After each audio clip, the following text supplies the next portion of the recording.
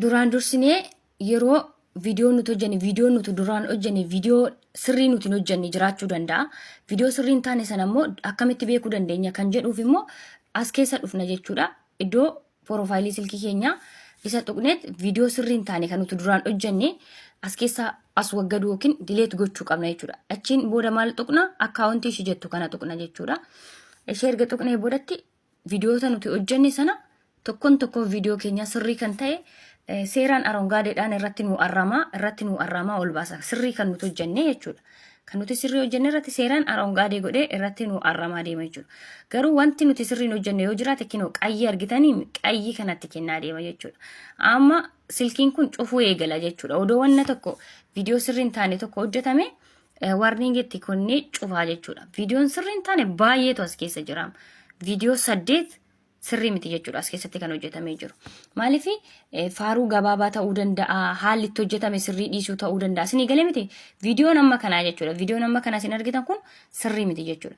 Viidiyoon kun as keessa dileetiin ta'u taanaan wanna tokko yoo hojjedhe mulusaa warningii kennaa jechuudha. Qayyii kan inni ibsi adda isin argitan. Kana jalqaba silkii keessan keessa mulusaa balleessuu qabdu jechuudha. Silkii keessan keessa kanan balleessitan taanaan viidiyoon isin hojjettan muluu qabateet silkiin keessan tiktookii keessa warningii isinitti kennee dileetii isin jalaa ta'a jechuudha. Tokkoffaa kana gochuu qabna.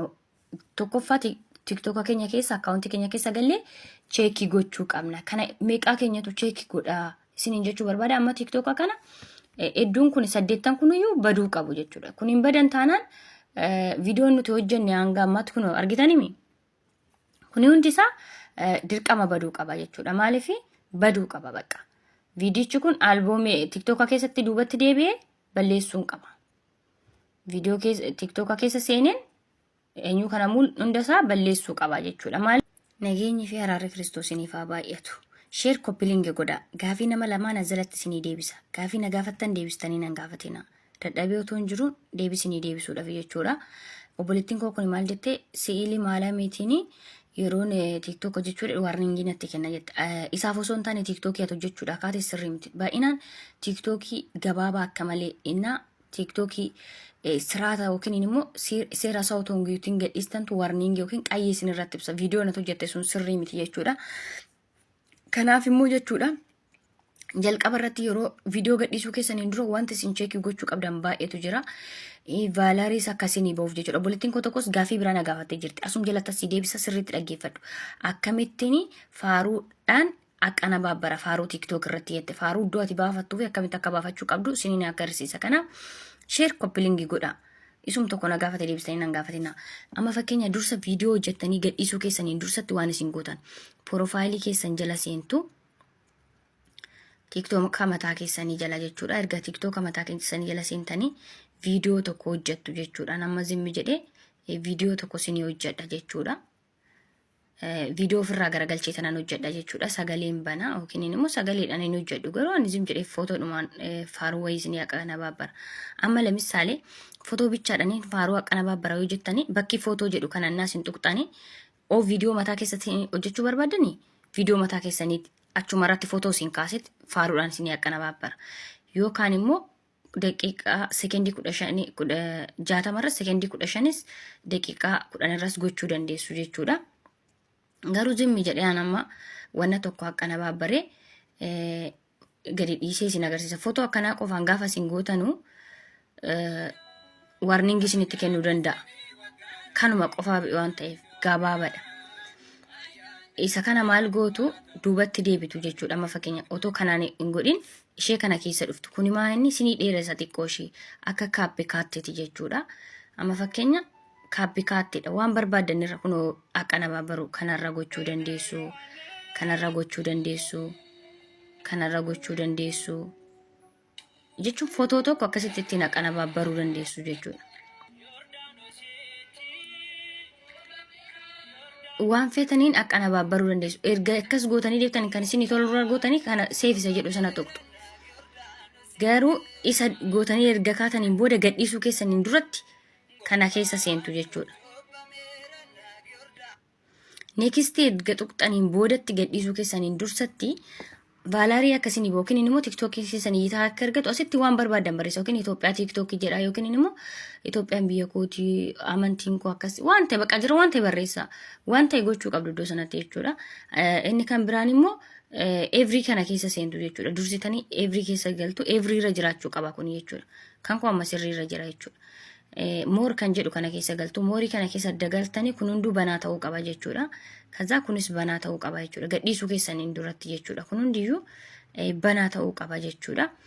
Erga inni banaa ta'ee boodatti ani gadi dhiisu waan ta'eef poosti gootanii gadi dhiistu.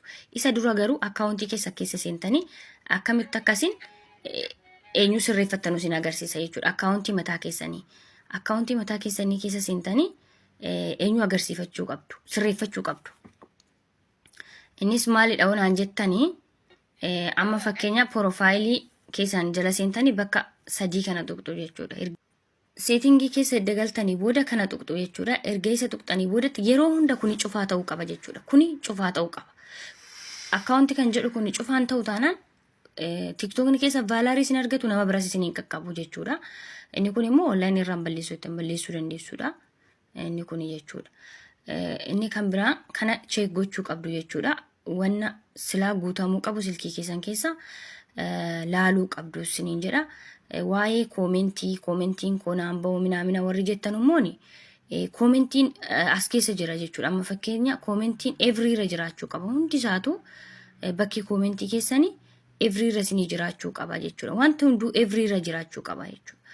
Every irra hoo jiraate isinii hojjeta. Every irra hin jiru taanaan garuu gubbaarratti wanti isinii ba'u hin jiru. Gizee hundan hojjetu jechuudha. Obboleettiin koo tokko immoo maal jettee faaruu akkamittiin hojjedhee faaruu gadi dhiisa. Faaruu akkamittiin TikTok irratti naqalabaa barachuu danda'a jettan amma lamisaale zim jedhee tanmaan viidiyoo tokko hojjedha. Viidiyoo tokkoon hojjedha. Garuu faarucha isaa irra jiru noton taan amma as keessan dhufa jechuudha. Argitan ergan viidiyoo tokko gadhiise as keessan dhufa jechuudha. As keessa dan dhufe maal naa fidee faaruu as immoo ergan dhufe as keessa dhufe dangalee faaruudha bakka sagalee kan argitanii miti. Sagaleen bakka lama yoo ta'e isa kana nan cufa. Isa kana cufeen tokko bichaan hin hojjedha. Faaruun maxaradha jechuudha. Faaruun barbaade.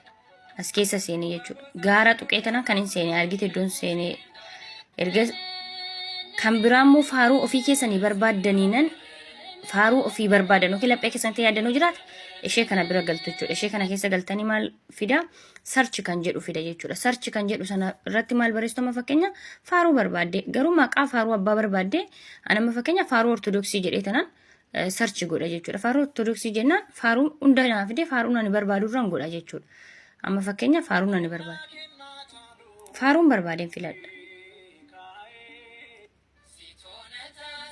Erga faaruu barbaadu filadheen boodatte maalan godhaa kanan tuqa jechuudha. Bakka faaruun barbaade kanarra naafaa ta'uun jedhe sila viidiyoo achitti akka nabaabbareen dhufe miti isa kanan tuqa jechuudha.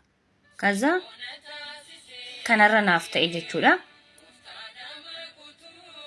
Asirratti immoo akka nabaabbaradheen gadi buufadha osoon poostii gochuun barbaadu gaalarii koo keessatti akka gadi naabuun barbaadu jechaan xiyya kana tuqxu jechuudha. Xiyya kana tuqxanii poostii gochuu dhiistanii seefisa jedhu sana naas hin tuqxan gaalarii keessan keessatti gadi isinii bu'a jechuudha. Gaalaarii bilbila keessan keessatti gadi isinii bu'a. Sana booda asirra dileet gootu deebistanii jechuudha. Fakkeenya amma immoo akkamitti qaxxalee hojjedha warri jettanuuf immoo yookiin waan tokko dubbadhee kan akkamitti eenyu jedha kan jettan iddoo nama tuqe sana argitanii isa tuqxaniin booda ida'uu kana tuqxanii diggaamee asii keessanii of qarratsuu barbaaddan. Ani viidiyoo waan inni ofirraa garagalcheef asittiyyuu seekendii daqiiqaa 10 irra guutanii seekendii 60 irra 15 irra guutanii of waraabdanii ammas akkuma silaa sanatti gadi dhiisuu dandeessu. Dheeressitanii qaxxaluu barbaadan dhumarrattis immoo qaxxaluu barbaadan deebisanii akkanumatti fidanii ida'uu sana tuqxu jechuudha. Namoonni akkamitti faaruu qaxxalaa hojjetu akkamitti waan tokkotti qaxxaluu dandeenya kan jettanuufi jechuudha. Amma fakkeenya namni tokko immoo waan biraa dubbatee yoo ka'e namni sun dubbachuu dura sagalee nama kanaa dhaggeeffannee itti deebinu jechuudhaaf jalqaba ergan kan nama sanaa gadi buusee akkas godhee deebi'ee booda ida'uu kana tuqee an ofii kiyyaan dubbadhee mee jecha namni kun dubbatee dhaggeeffannee itti deebinu jennee sana booda faaruu ijiruu itti fufa jechuudha. Amma fakkeenya ofii kootii viidiyoo isaa achiin garagalcha malee amma bakka kanatti ofii kootii of qarratsee as keessa seenee of qarratsee of waraabee gadi dhiisuu nan danda'a jechuudha. Ofii kiyya of waraabee jechuudha. Viidiyoo beekatiin naannessee of waraabee ka'ee mee faaruu kana dhaggeeffannee walitti haa deebinu jedhee deebuu nan danda'a jechuudha. Ana dursa jechuudha. Amma fakkeenya ana dursa jechuudha. Argitaniimi? Sana booda faarichatti fufaa jechuudha. Isin galee miti? Ani sagalee faarichaa toon hin cufin waan ani eenyu jedheef. Dadhabeen jira sa'aatiin hirribaa qaqqabe kanaaf ariifadhee isin hojjedhee nageenya faraarri Kiristoosiniif haa baay'atu. Isa na gaafata irra deebitanii na gaafatina. Libbi jedha caqasa namni tokko waan tokko bichaa yaadaan oolu isa qofa bichaa miti isiniin jedha. Bye bye.